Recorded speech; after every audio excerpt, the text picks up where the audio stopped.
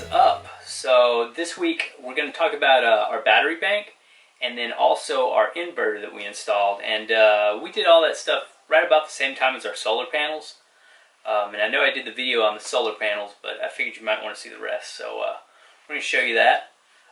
First, I wanted to talk about it. So in an RV, if you aren't familiar with it, RVs kind of are like cars and houses. So they have two forms of power in them. They have 12 volt and they have 110. So 110 stuff like you plug a hair dryer into or use to charge your laptop, TV, something like that. It's just a 110 plug on the wall.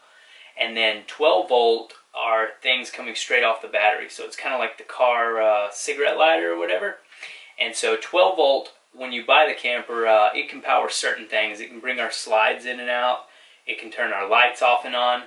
But when it comes to something like being able to just plug a laptop in and let it charge, those outlets won't work unless you're plugged into shore power, which is like RV power, or if our shore power line was plugged into our generator, then all those things would work.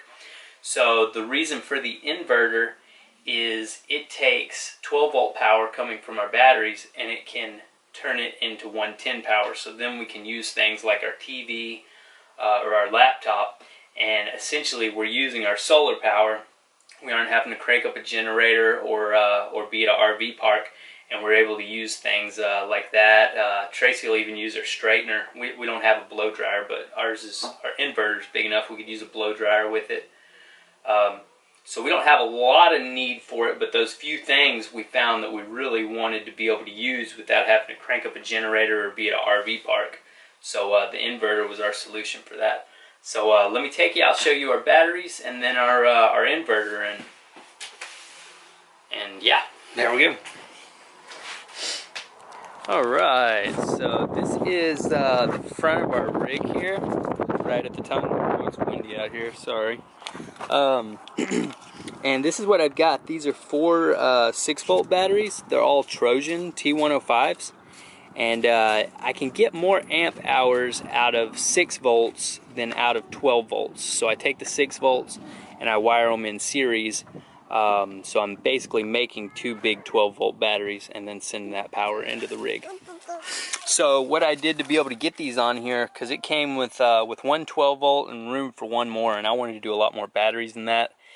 And I didn't have a good option for inside storage, so I knew they would have to be out here on the tongue. So what I did was I got this tote. I think we picked it up at Home Depot, and it would fit my batteries perfect. And so what I needed to do was just reinforce the tongue to where it could ride on there. So underneath here, I've got two spans of just some angle iron that's under there that I've attached to the bottom of the tongue here, and then I've also got a little angle bracket in there that's holding that, and it's been great. So it rides there. It added some tongue weight to the camper, which is all right because most of the time we're filling up our fresh water also, and that adds a lot of weight to the tail. So we can still get it. We haven't had any problems driving with it like this. What else do I got? Yeah, so it sits like that, and then most of the time it's got this lid on it that just kind of fits on top of it there, and those latch down, and so it kind of keeps it a little more weatherproof. Anyways, let me go show you the inverter. It's dark in here after being out there in all that light. So this is my entertainment area. We got the little TV up there and radio.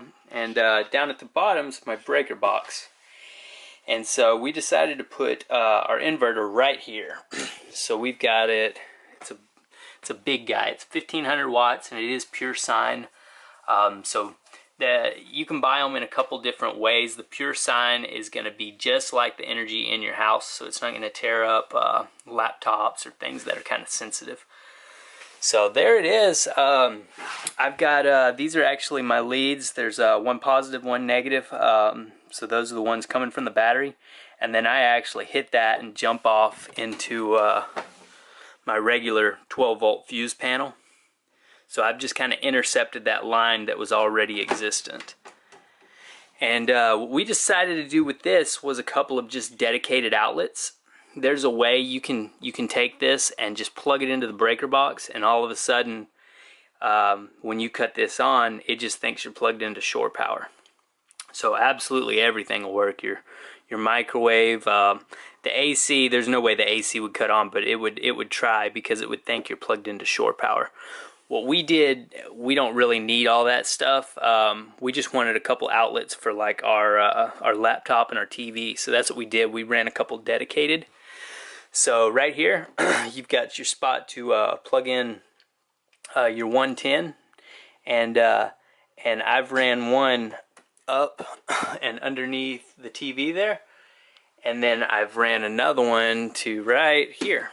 And so so that gives us two plugs that we can plug in laptops, and actually Tracy will even plug in her straightener there. And so anything we need, we can get charged up and stuff. And to cut this off and on, I installed this switch right up here. So you just hold that down for a second and it cuts it on, and then cuts it off. And so that's nice because it allows this to be in kind of a remote area, so you don't have to access it or be able to find an off-on switch in there. Guys, that's about all I got for you. I know it was a short video, but there's not a lot to the inverter or the batteries. It has been great. It's a very cool feeling, you know, just between the panels, charging the batteries, and the batteries, you know, the inverter converting the power.